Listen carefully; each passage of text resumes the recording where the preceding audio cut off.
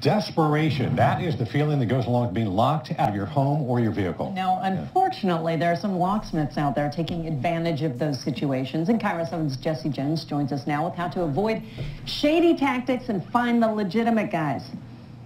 How tough can it be? You know, you're out there, you're alone, you can't get in your car, and you got to get on the phone and call somebody. Who's that person going to be? Now, there are a number of businesses that list themselves as Redmond Locksmith. One is completely legit, honest, to goodness business. The other is just a phone number, a listing on a search engine, and a big problem for consumers.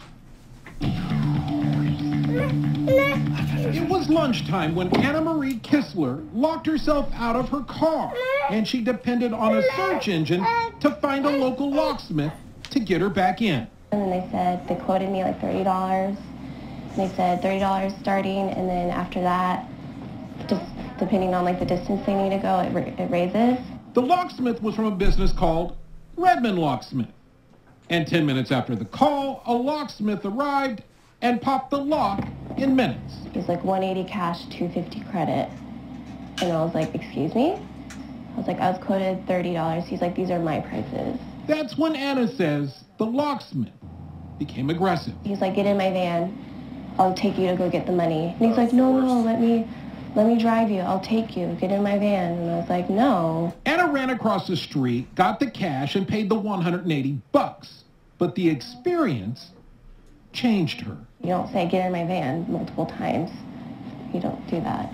Computer expert Bryan Seely says doing an internet search for a locksmith in an emergency situation can be dangerous. The last time I looked, there were more locksmiths in Redmond and in the vicinity of Redmond than there are actual locksmiths in the state of Washington. Seely wrote the book on the troubling side of internet locksmiths in his book, Cyber Fraud, The Web of Lies. What they're really getting is a felon, somebody who doesn't have a business license, and someone who's going to charge them way too much money for the service they're rendering. The address listed for Redmond Locksmith is 17500 Redmond Way. Well, that's just a big old field. Hello? So I called the business. I'm just trying to figure out where you guys are located because the address you have is in the middle of a field.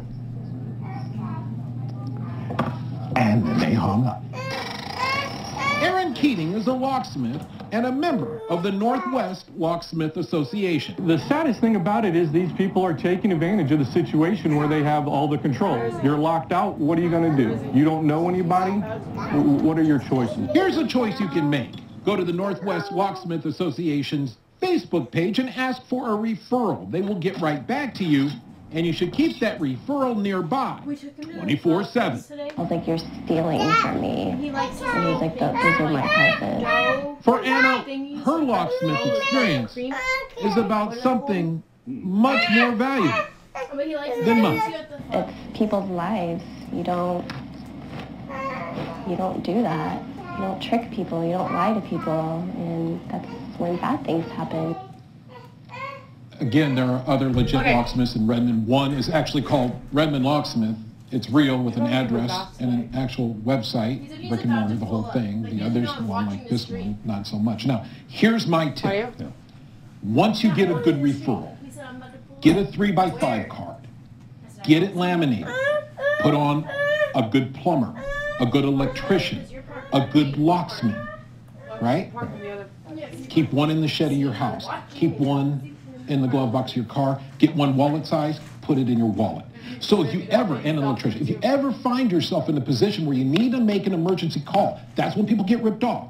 You could just look to your card and know you're calling somebody you trust, even AAA. And maybe even laminate Jesse Jones' number as well, just in case you do get I'm not fitting in anybody's wallet. Yeah, he's not asking you to get in his van. If you have something you want Jesse to investigate, give him a call.